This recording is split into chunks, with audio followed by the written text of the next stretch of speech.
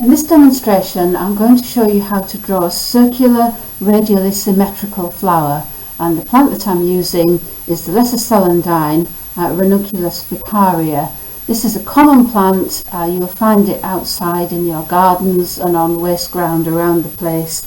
It flowers early in the year. There aren't many British wildflowers around at the moment, so this is a good one to choose to practice getting to grips drawing simple flowers with. Now, if we have a look at the flower itself, you'll see that it has about 8 petals.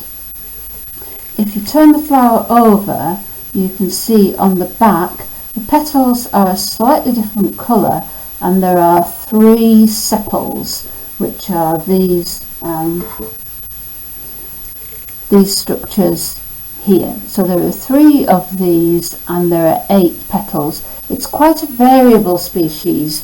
The number of petals can vary between about 6 and 9. So we don't have to be too precise about the number that we're drawing. Gives us a bit of room for error. Things to look at in the flower before we get on to drawing it. It's best to get familiar with the flower itself. When the sun's shining, this flower opens out flat, and the stems tend to creep along the ground, so it runs along the ground and then flicks up like this, and when you're looking down on it, this is what you see, a flat disc of a flower, which is great for starting to draw flowers with.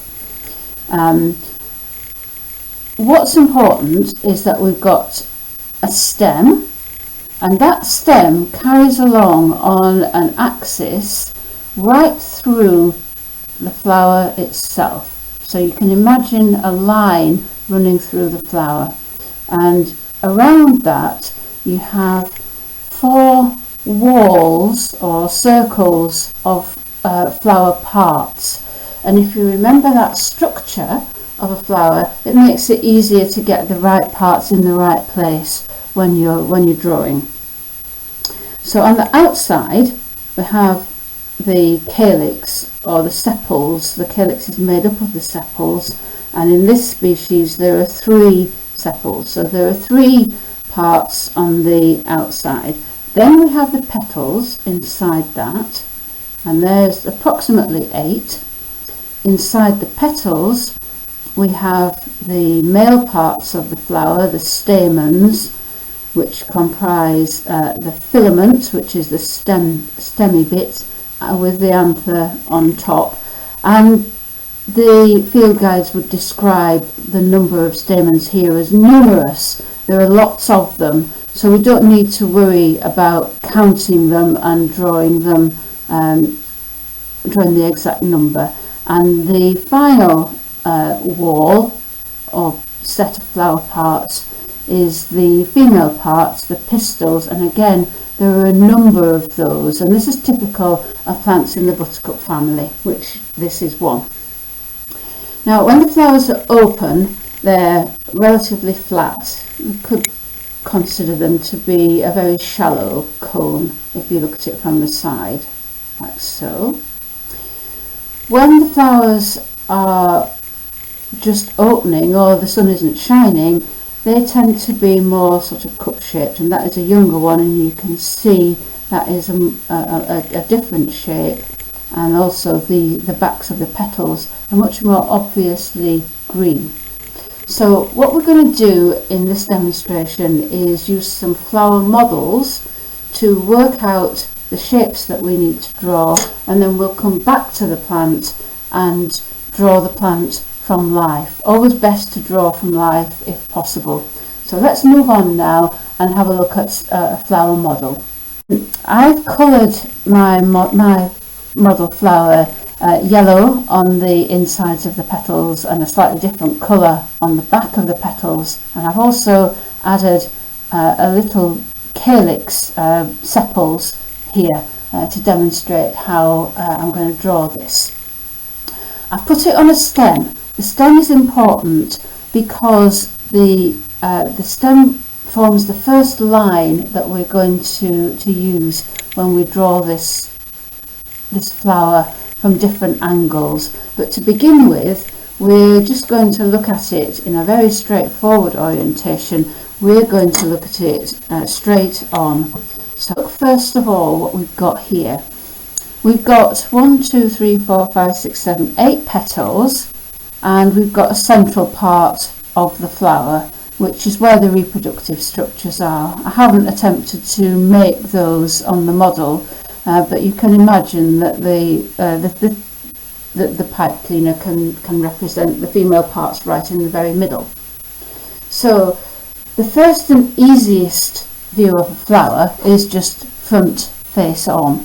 So this is based just on a circle. To draw this flower, we'll start with a circle, and to draw a freehand circle, rather than trying to do it all in one smooth line, please draw along with me.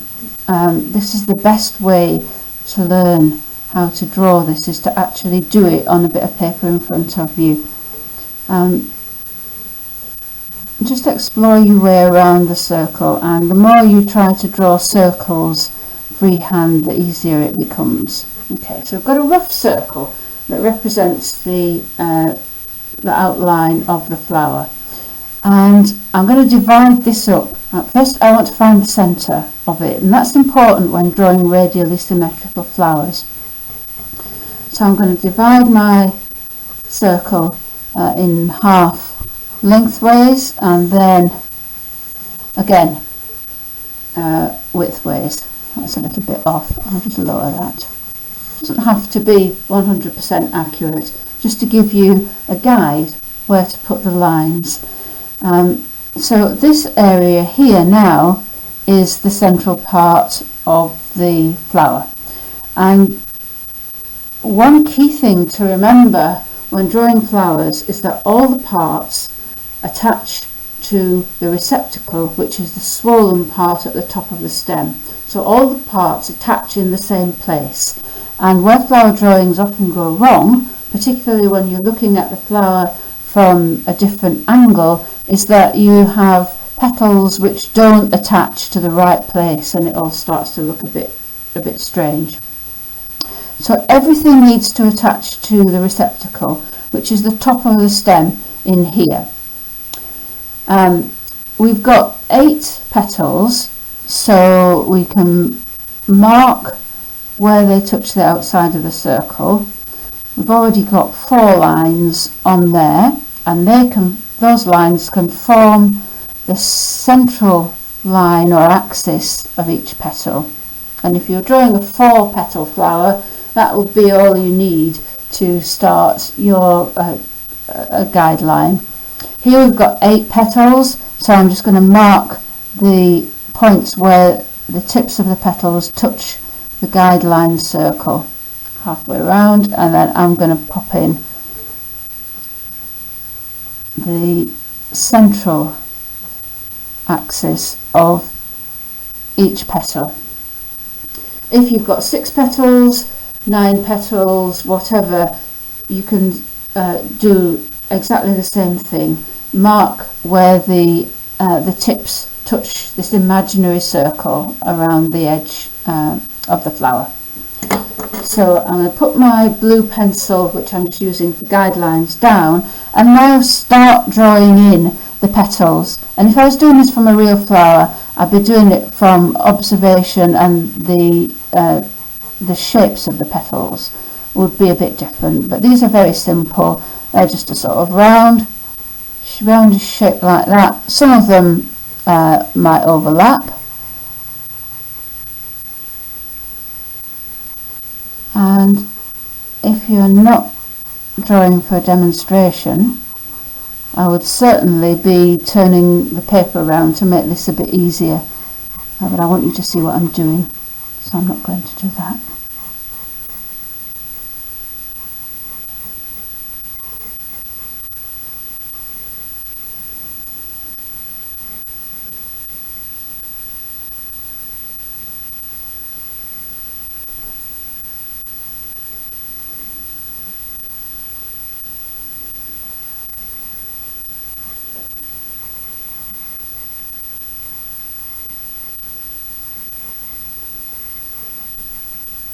Okay, so that is the simplest view of a flower, but you can see that all the petals are attached to the central part here and they radiate outwards. What happens if the flower changes its orientation? So let's tip that flower forward. Now think about the flower as a flat plate. If you have a flat plate and you tip it towards you, what is happening? What shape is now forming? It's no longer a circle, it's becoming an elliptical shape. So it now appears wider than it is tall. And the more upright it becomes, the shallower it looks, until you just see a straight line, which is where you would be seeing the flower end on. If you go the other way, so let's go back down to it resting face on and then tip it away, you see the ellipse starting to form in the opposite direction. Now the flower or circle remains the same width throughout this process, but is getting less deep. So the ellipse is getting more squashed in each way that we rotate the shape. And that works exactly the same with the flower itself. So with the flower, if the flower is pointing upright, you see it's now starting to form an elliptical shape rather than a circle. And if we pull it far enough forward, it becomes almost just a line, just sort of edges of petals showing. And if it's pointing away from us, so that's back to the starting point, and then again we're starting to see this elliptical shape. The width of the circle stays the same, but it gets more squashed. And then of course we can turn our flower on its side. So if we have it in this direction and then we rotate it, it stays the same height, but the circle becomes narrower, so we get a narrower ellipse. And then again in the other direction. So we're getting this same effect of foreshortening that we saw in leaves a couple of weeks ago. How are we going to draw that? Well, here's the circular flower again. This time it's in a different position, foreshortened. It's pointing towards us, and we're going to need a different approach rather than just a circle to work out where to put the petals and the other parts relative to each other. So what have we got? We've got a sort of shape across here, and I'm just getting the direction. I want to draw an ellipse, so I'm going to draw an elliptical shape because the circle of the flower has been squashed. So it's now wider than it is deep. So first of all, I'm just going to plot out my elliptical shape, and it's at this kind of jaunty angle to reflect the flower. Okay, so here we go. I've got a bit of a point on that ellipse. Drawing ellipses is a bit of an art of itself, and that is something that is well worth practicing. This is just a guideline, so it doesn't need to be absolutely precise. So we've got our sort of basic shape of the flower here. I'm drawing it a little bit smaller than life size, so it fits on the paper and into the screen. Now the first thing that I'm going to do with this is determine the midpoint, because that is where the stem is going to come through the surface of the flower and form our vertical axis. So we've got, I think of that as sort of halfway across, and then we've got another line, and this is more curved now than when the flower was flat on. So let's take that point there as being roughly the middle. Now, looking at the depth of the flower, we see that we've got a foreshortening effect, and this petal takes up about half of the distance. So that distance from the tip of that petal to this point here, where it touches the centre area of the flower, is about halfway. So that part there really is going to be the point where that petal joins, not the centre of the whole flower. So let's draw in the centre part, that centre green disc, and that is an ellipse again. So it is longer than it is wide, and it's going to be about, observing over here, it's about halfway between the edge of the flower. And at that point there, we see the pipe cleaner or the stigma emerging. So we can imagine, because we can't see it, although we can see it popping out down here, we can imagine the axis of the stem of the flower. So that is how the flower is built, and these are the two important things to begin with a circular radially symmetrical flower.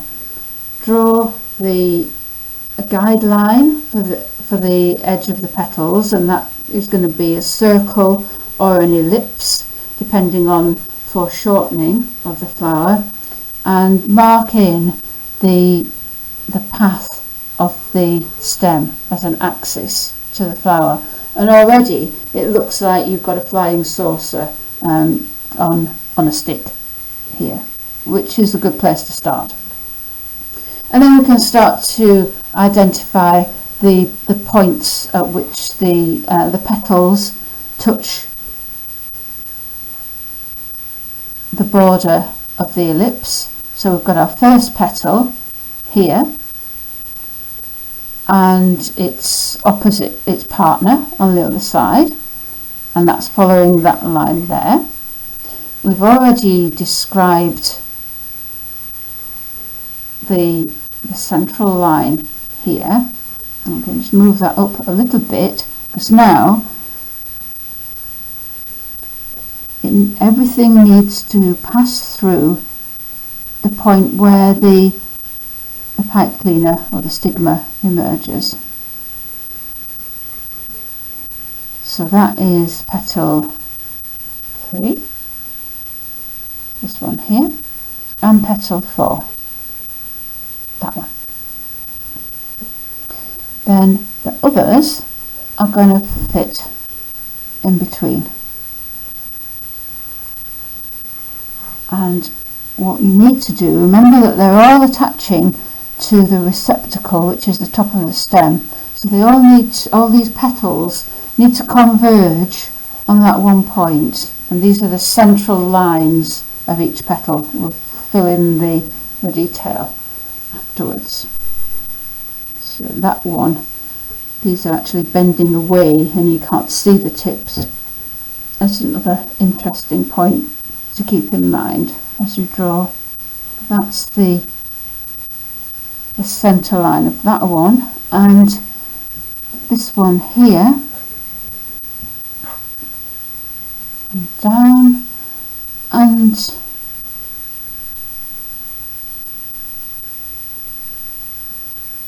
finally up there.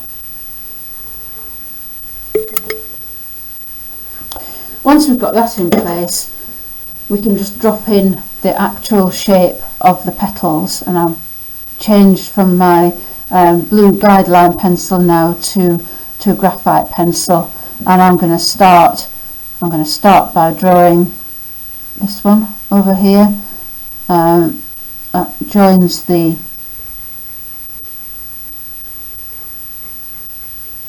center part of the flower there, comes out to the edge, and there's quite a big flat area, and then there's a line heading off in that direction. And note that you can't actually see the tip on this petal, so don't draw it, it's curled away from you, so you've just got that flat line there where that's the edge of the petal as it turns away. Also make use of the space between the petals, which we call the negative space, so that there you've got a very distinct V, and you can use that to guide how to put in the next petal. So let's bring that one up here, and you can see there's a bit of an overlap, the petals are overlapping each other, so this one is on top, so let's draw that in place. Again, we've got a bit here where you can't see the tip, and we're curving around down in this area here, and then you've got another angle leading out to the tip of the next petal, and the next petal you can see the edge, but it's quite rounded, isn't it? That looks almost quite sort of flat, blunt end. So draw it as you see it, not as you know the thing looked like when you were looking at it head on. And you can pop in the rest of that that line there, and then the other side of this petal. Go here. Put your lines in quite lightly as you go. You can always come back and strengthen them when you've got everything in place.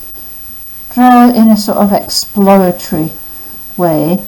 Now on this one, you can see the edge, the tip of the petal. You can see the shape of the tip,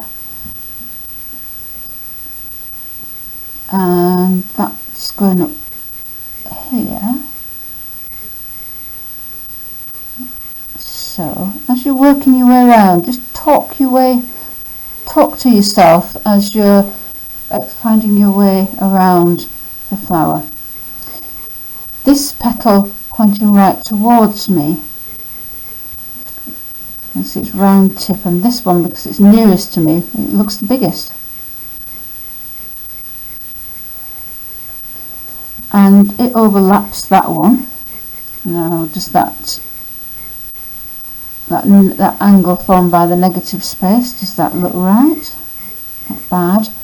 Maybe I've got this one a little bit fat, so I'm just going to move that in a bit just to correct it, and then once I'm happy with the shape, I'll remove the first line. I don't think it's quite in the right place. And then I'm just going to carry on around the rest of the flower.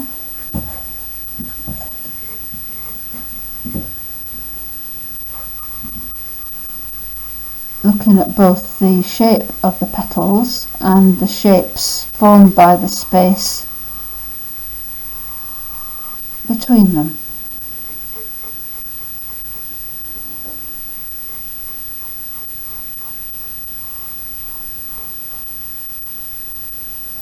Oh, look at this one here. Look how narrow foreshortening is making that. So I can see the tip, but it's really skinny.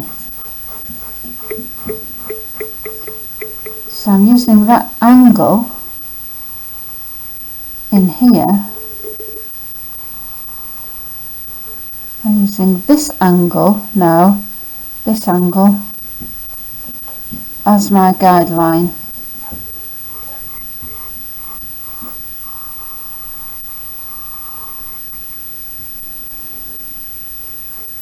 So bearing in mind that that one is really, it's long and skinny, isn't it?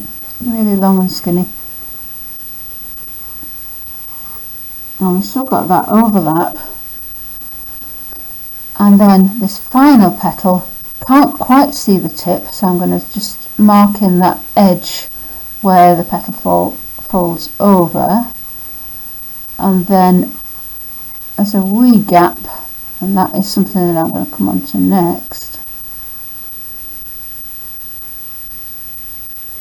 And a curve there, and just bringing that down. And I'm actually looking, you can't see me, but I'm looking mostly at what I'm drawing rather than my own drawing on the paper. And then I'm just going to take out any lines that I don't want. On this model there's a very clear sort of line, central line, so I'm going to mark that in, and I can put some detail on the petals if I want to.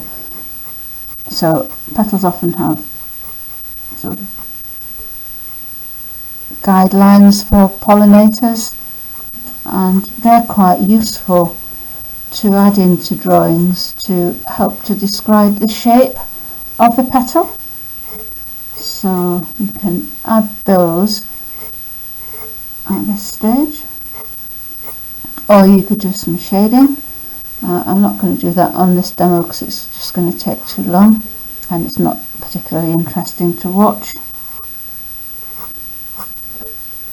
But that is a reasonably convincing representation of a flower in quite a complex foreshortened position. So that is definitely something worth practicing. Now looking at this, I see an area here that I don't like. I'm not happy with that. That angle is more acute. So be critical of your own work when you're doing this. Look back and look back at all the angles and see, does it make sense? Would it make sense if the flower was perhaps in a slightly different position, in which case it's okay, or is it just plain wrong? But what you do need to have convincingly is the all the flowers, all the petals meeting in the same place, right in the middle. So if you draw them all the same width and then you find that you've run out of room and you squash them in to make them fit, then the flower will not look convincing. So everything has to, the key thing is everything has to join the receptacle, the central line, the central axis of every element of the flower must meet up in that central point, that receptacle. We've looked at this circular radially symmetrical flower both straight on, and we've looked at it in foreshortened positions where we've been tipping the flower towards us and away from us and side to side, and noticing that that circular shape becomes elliptical. Now flowers don't often do this in real life. Certain flowers do open out flat in the sunshine, and you sometimes see them looking like this, but in most cases the circular flower has more of a cone or cup shape.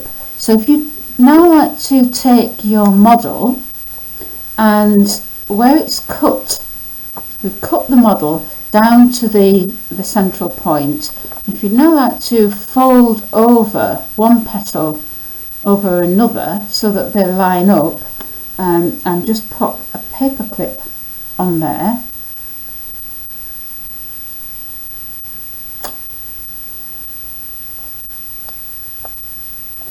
we've now made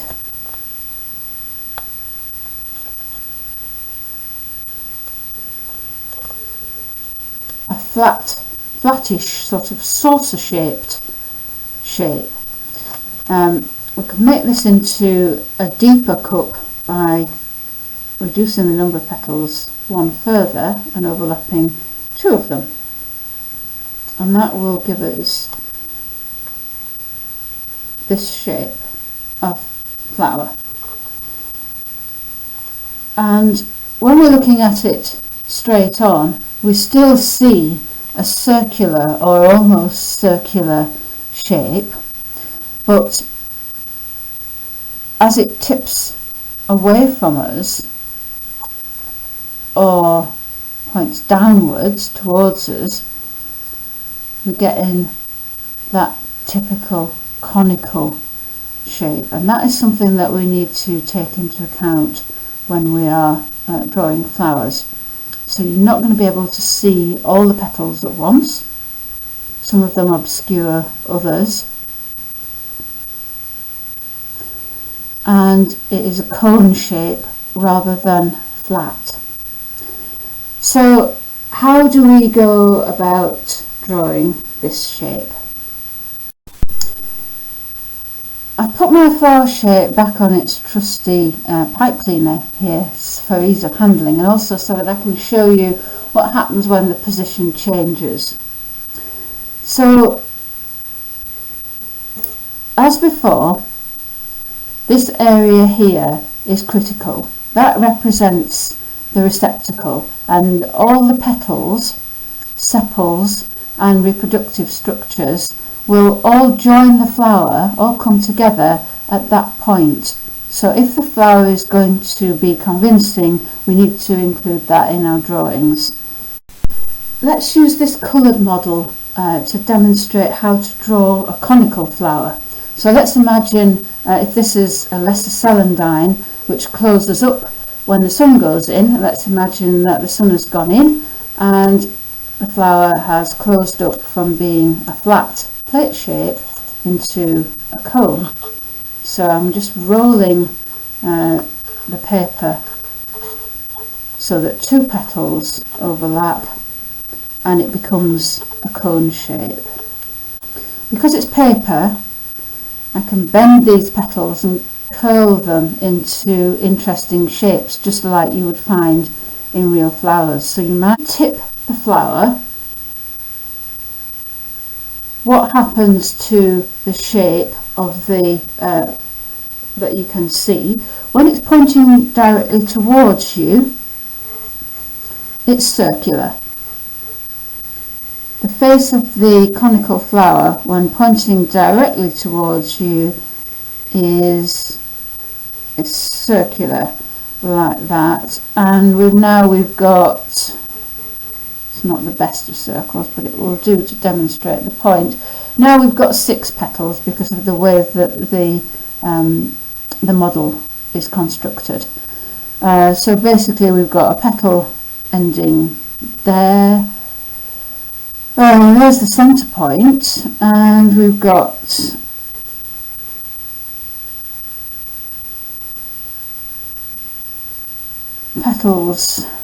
petal tips meeting the edge of that imaginary circle somewhere around there, and we can see the whole of the centre part of the flower.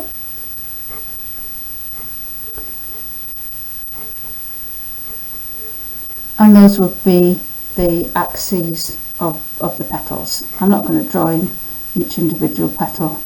I'll just sort of very roughly marking the tips so that you can see what I'm doing. And that one there, that one is interesting. Yeah, let's just draw that one, because what we've got is the edge of the petal comes around here, hits the circle and then turns because it's folded over, and that is one continuous line. So that edge of the petal comes down like that, and you can see that that is one continuous line. I haven't managed to get that very well. It's more, the shape is more like that, isn't it? And then you can see that's the back of the petal. It's different colour, and that curve goes across like that. So that is how you draw that curving petal when it's pointing towards you, and that bit there is just wrong. So there's it.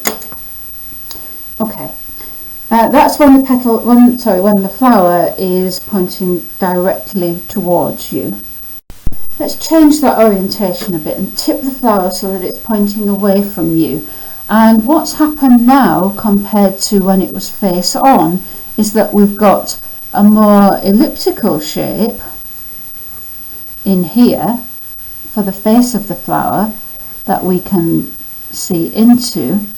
So let's just sketch that out very roughly. Now the flower has only changed position in one direction, so its width should still be the same, approximately the same as it was when it was facing us, but it has tipped over, and that shape now is an ellipse.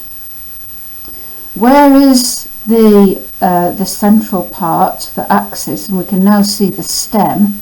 So I'm just going to sketch in the first part of the stem. It's gone in a very interesting twist so that I can put it in a holder and show you what I'm looking at. But that is the axis of the stem, very roughly there. And look how close to the edge here that point is, where the pipe cleaner is. It's about there. So that is where the stigma would be, if we could see such a thing. And then we've got the central part of a flower is now an ellipse too. That's no longer circular. And what I've created here in this view now is you're looking down into a funnel, and just with those three lines, the ellipse describing the outer tips of the petals, the ellipse describing the central part of the flower, and the axis of the stem through the flower and into the reproductive parts, that makes it look like a funnel. And you could then add in the petal tips again. I've managed to turn the flower around a bit in the process here, but we've got one petal tip there, we've got another one about there, and we've got one over here, and here, and here, and here. And the petals, where the petals are all going, where the central axis of the petals are all going to go, it's all going to go back to this single point which represents the top of the receptacle. And what are we seeing? We've got these two petals nearest to me are very, very short in foreshortening.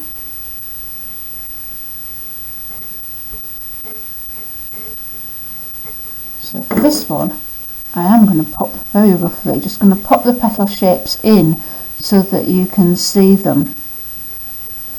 So what you've got, and do draw along with me, because this is a really good way of learning how to draw this rather weird perspective, but if you incorporate this into a plant drawing, it is going to look really good, very convincing. So we've got that slightly curled petal there, and now we've got a bit that we can't actually see, so that edge of that petal would go up there, and then it kind of twists off a bit and you cannot see that. So let's come in with the other edge, and that comes down to meet the central cup, and then you've got that bit of a a lip. It's popping over there. Okay, and then you've got this fairly straightforward petal over here, and then you've got these two petals which you can hardly see any of it, and that's important that you get that. Those funny little shapes represent a highly foreshortened petal.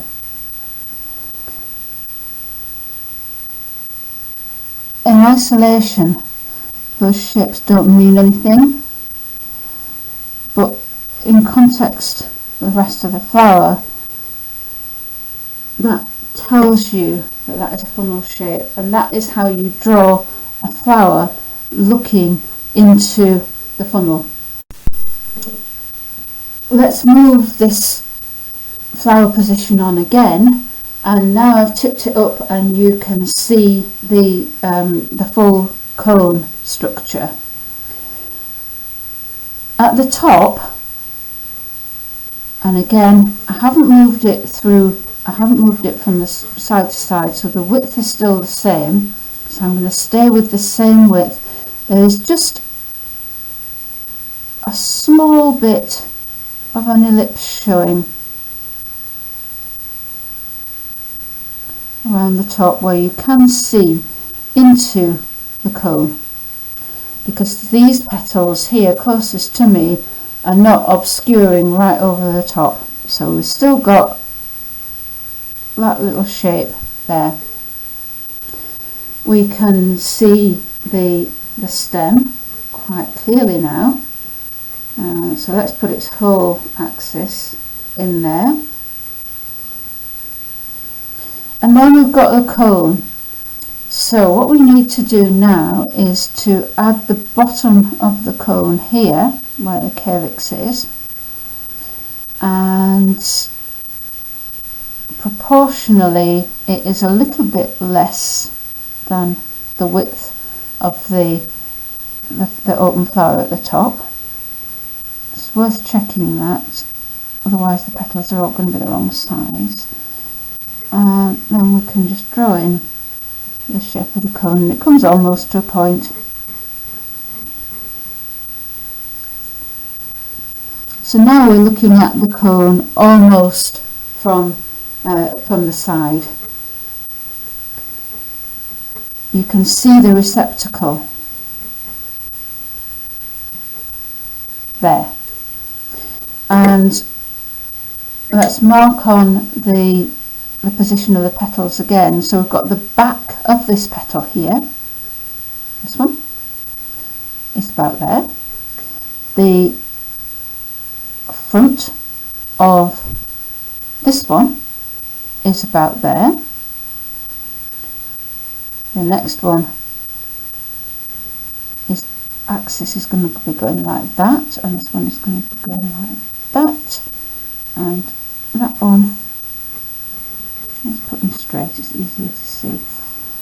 This one here is there, and we've got that slightly bent one over there, and that one right out there, and this one in here.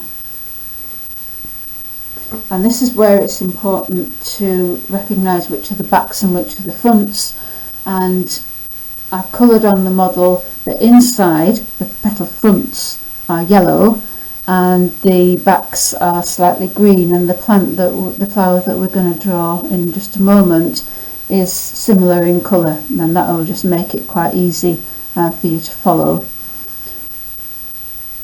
Draw the bits, when you're in a shape like this, draw the bits that you can see closest to you first. Then you've got those in and fit in other parts around them. So the first bit that we can see now, we can see the calyx. We can't see the base of the flower from inside. You can only see the bottom of the flower from either the back or the front, and if you draw that on twice it isn't going to work, so be very careful to avoid that. So the calyx I'm seeing a little point there, and then I'm seeing the edge of the calyx going around here, and similarly over here. So I'm just seeing that point there. So I've got the calyx first. The calyx is the outer wall of the flower, and that is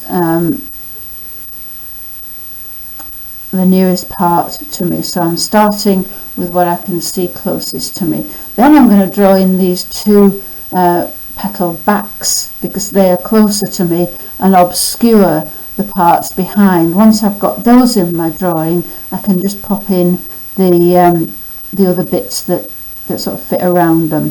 So looking up from the top of the calyx, I've got two petals that kind of overlap here, and then I've got that angle. So looking at that angle there, and then I can plot in the line to the tip of that petal, which is pretty obvious, and then the outer edge of that petal just follows the main shape, and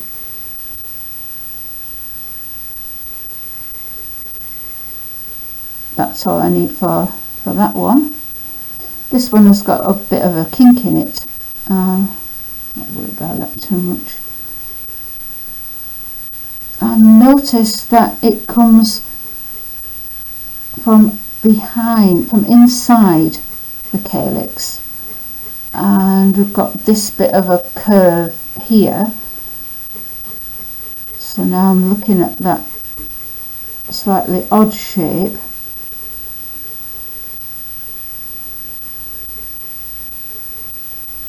So those two are in front of me, and as they're green on the back, let's just go ahead and put a bit of colour in so that we know what is what. And whilst we're here, we see that the calyx is a darker green, so let's just pop the colour in and let's add a bit of imagination. The stem wouldn't be black and white speckly at all, it would be green. So let's put that on, and that's now starting to look more realistic. Let's now drop in the petals that we can, the insides of the petals that we can see at the back of this cone. So we've got one coming down here, and remember that is going to continue down to the receptacle inside, but we can't see it. But we've already marked its axis. That looks like it's bending back a bit because it's very rounded at the top. This one over here has got this funky bend, and here that bend is looking different. Now look at that petal in the three views of the flower that I've drawn, and although that bent petal hasn't changed in any way, the way that we're seeing it from different angles and different perspectives is changing, and we need to reflect that in the drawing. So that might be a wee bit more convex. You can keep. I might have got that one a little bit tall. That might be bent back just a little bit further, not quite hitting the outside of the ellipse. So let's take that away. Try and get this as correct as possible. And then we've got this long petal at the side. Is kind of circular at the tip, and then look at where it hits the petal in front. Somewhere around there, and it's got a little wobble on that. and the final one we can just see the tip, so the petal tissue is going that way and then coming in to meet there.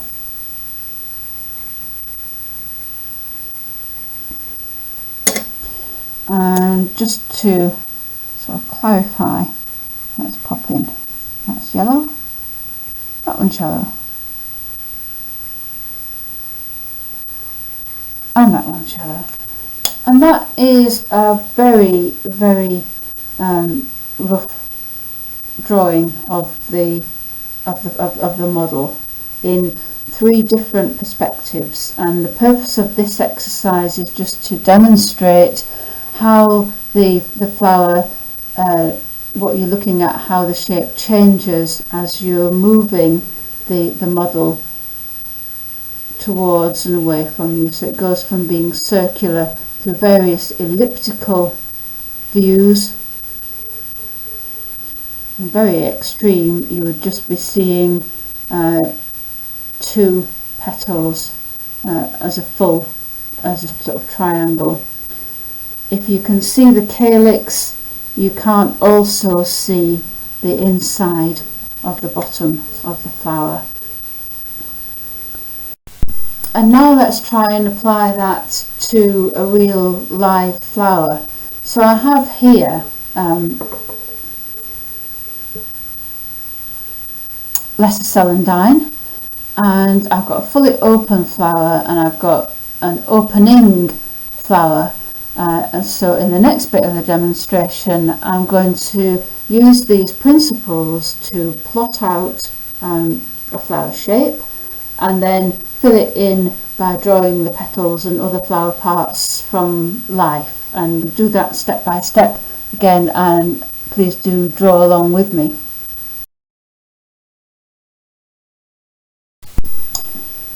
I'm going to draw the lesser celandine flower, Ranunculus ficaria, from life. You can see the flower that I'm drawing from on the screen in front of you, and this flower is partly open. It's a kind of bowl-shaped flower, quite an interesting structure, and as we've been talking about this flower, you can see quite clearly here that it has green undersides to the petals, and you can also see 2 sepals very clearly in this view, and you can see a great bunch of stamens. You can see mostly it's the anthers. The filaments are quite short and they're hidden away, but this is quite a nice view. You can see there that the flower that we're looking at has 8 petals. 4 of them you can see very clearly the insides, the yellow part. 2 of them you can see quite clearly the green undersides. 2 of them are in interesting perspective, and the other 2 green structures at the bottom of the flower are actually the sepals. So how to begin drawing this thing? I'm going to draw on quite rough paper. I'm just using photocopying paper.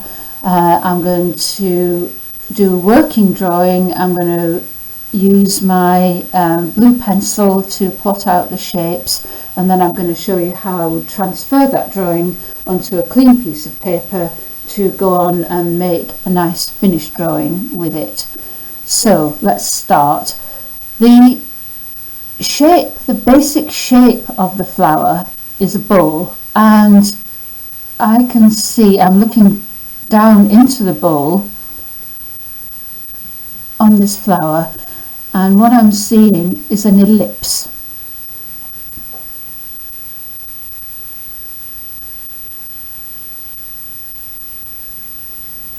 So this is the shape that I can see at the top of the flower, and then once I've got that in place, my 2 key things are the flower shape and the stem.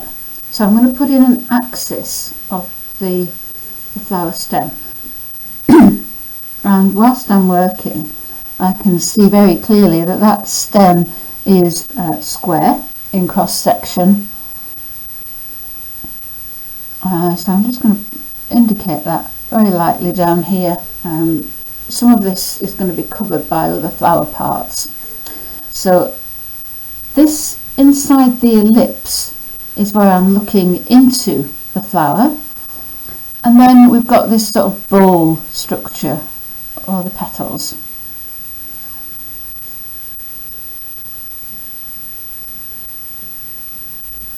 So it's bowl rather than cone. So it's nice and rounded at the bottom. So that's my basic shape, and now I'm going to complete the stem. And the stem's quite thick actually. For lines that are not guiding lines, I'll work with a pencil. I use quite a soft pencil so that you can see the lines that I'm drawing.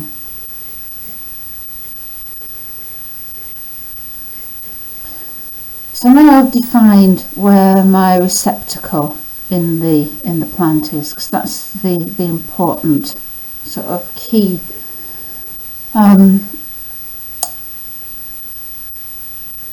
bounding area.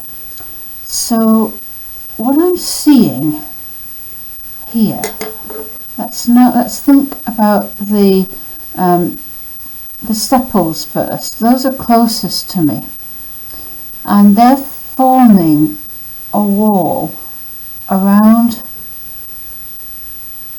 the petals, and they're quite three-dimensional. So I'm now drawing, just plotting in the shape of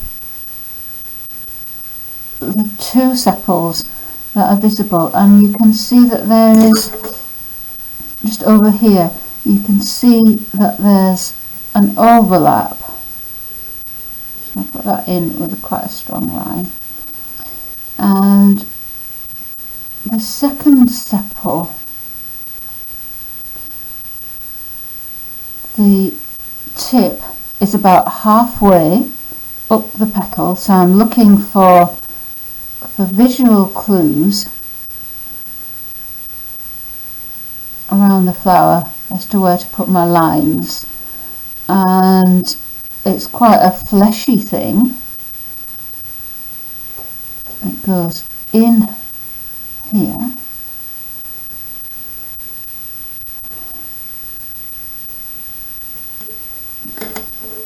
Now I'm going to turn to the petals, and I'm going to mark on the guideline, this ellipse, the tips of the petals. And this petal that's pointing straight towards me, it must be curled over in some way because I can't see a sharp point, and it is quite wide, and with respect to the sepals at the bottom, I'm getting that sort of a shape of it. And then opposite, and on the other side of the ellipse, is the tip of this petal here. Got another petal. Actually, let's drop that down a bit, because this petal, whose axis goes along there, sticks up a wee bit. That one is a bit lower, and the axis of that one comes down here. I've got another angle, and I'm looking at the top of that petal, and the one next to it doesn't come right up to the top of the bowl. So let's mark that in there, and its axis is going to go right down, even though I can't see it behind that front petal there.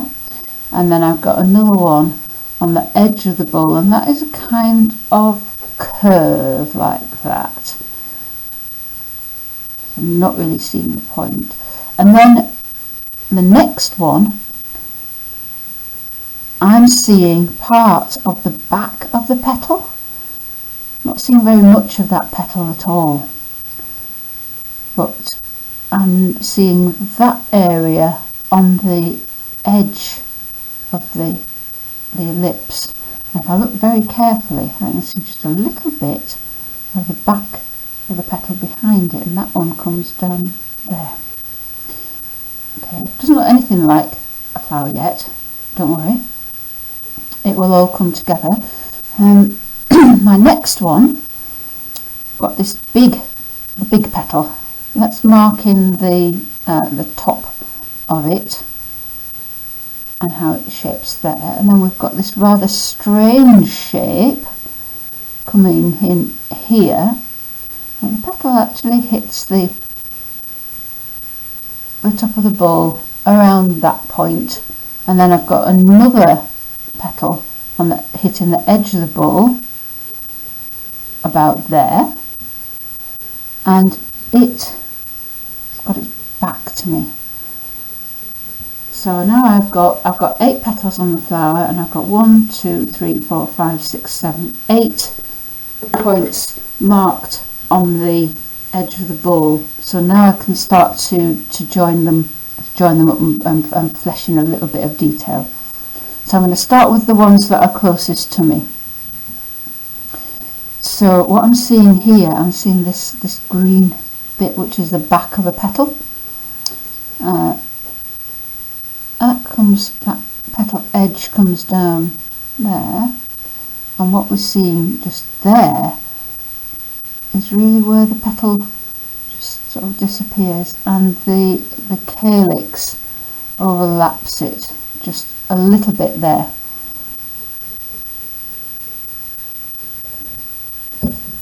So that's that petal edge.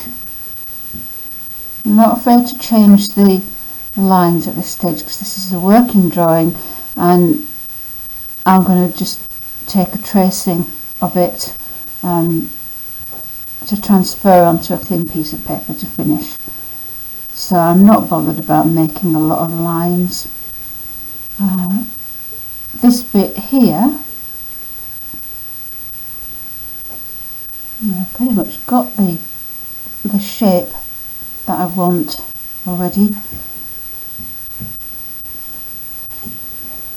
And then this petal, I'm not seeing very much of that at all. I'm just really seeing a sort of oblique edge, because if you look between the calyx and what's behind, you're seeing the inside of that petal behind. So you're just really sort of getting that oblique, that strange shape. And it's fine just to put in these weird shapes as they occur. What else can I see? I can see this one here comes out a bit behind the petal back, and then we've got a nice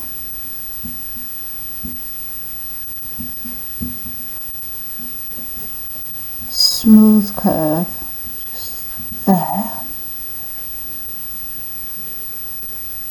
I think I might want to just change that angle. As I put more into the drawing, more things are going to change a bit. I'm just trying to draw as quickly as I can just to keep it nice and dynamic, so it doesn't matter if it gets a bit messy. Now I've got this mass of stamens here, and they seem to appear from above that petal, and they go in a block about like that. And this petal here, you can see this one fits behind them. So I'm just going to put the top part in of it, and you can see that petal edge coming down to meet the receptacle ultimately behind the other petal. The stems don't have any impact on this petal here, so let's come in with that line up there, and this one it goes behind that rather strange looking oblique petal there, and that one itself you can see has got a bit of green showing, so I'm just going to put in a double line to indicate that. Okay, now I need to deal with this mass of stamens, and I'm going to draw from front to back. So I'm going to start with the ones that I see at the front, and there's lots of them, and they point in different directions. I'm just going to keep my pencil moving quite quickly around the paper just to indicate those. I'm not counting them, there's too many, it's not necessary. There isn't a set number of stamens in one of these plants. The field guides say stamens many, so I'm good with that. I'm just going to put in many.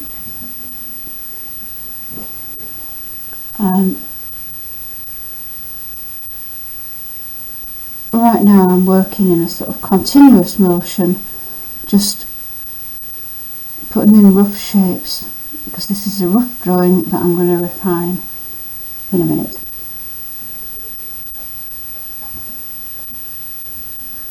I'm not seeing any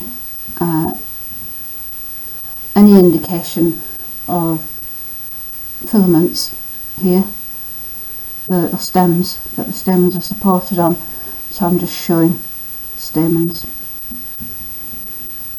And I'm not looking at the plant, I'm not looking at the flower under a microscope or even a hand lens, so I don't know the detail of the stamens. I'm not going to show the pollen sacs or anything, not needed. So now I've got the outline of this mass of stamens here.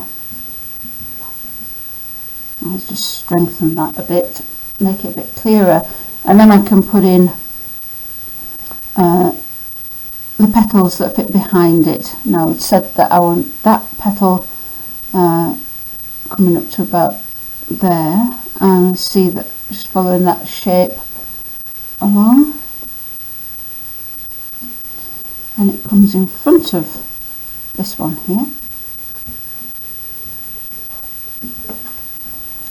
Then we've got this bigger petal which seems to emerge from behind stamens, makes a point and then disappears down here.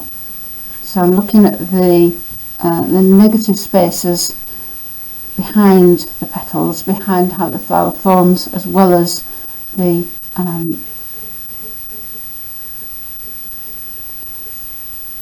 petals themselves. Now, which bits are just a guideline on here? Well, I've got this shape that I put in for the edge of the mass of stamens that can be taken away. Got some guidelines under here that were to inform me where the axes of the petals were, so that can go.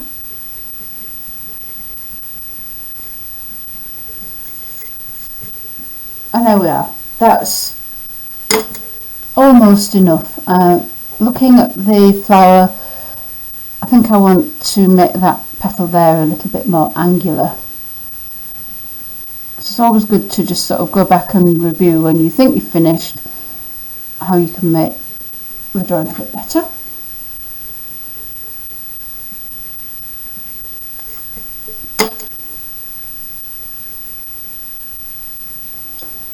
And that's probably as long as you need to spend doing a drawing like that. And that drawing is, I would say that drawing is almost like a measured drawing. So I've got all the details that I might need in there. A bit unhappy with that shape. Just going to change that a little bit. How big is it? I'm drawing at a size that's comfortable for me to work out the detail, and also so that you can see it on the screen.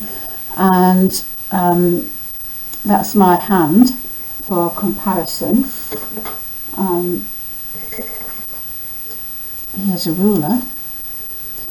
So I've drawn, my flower is 55 millimeters across. This is important.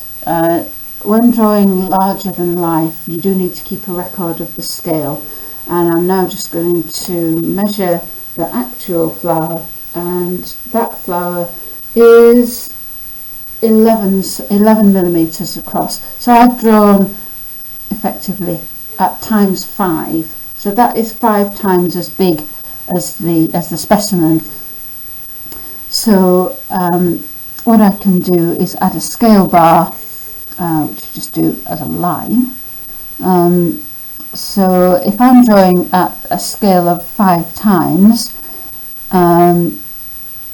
let's put